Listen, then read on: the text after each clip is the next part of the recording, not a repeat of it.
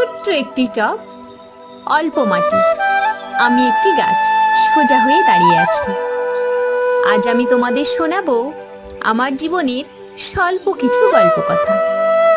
আমি এই টবের ভিতরে জন্মাইনি, কিন্তু এখানে এসে আমি ঘর পেলাম, যত্ন পেলাম, আর পেলাম একজন স্বপ্নদ্রষ্টা মালিক, যার ভালোবাসায় আমি ধীরে ধীরে একটি জীবন্ত শিল্পকর্ম হয়ে উঠলাম।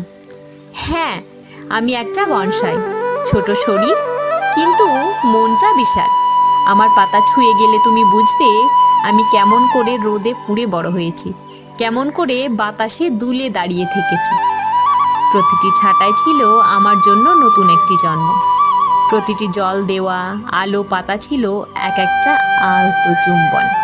আমি শুধু সৌন্দর্য নয়, আমি ধৈর্য, আমি অপেক্ষা, আমি ভালোবাসার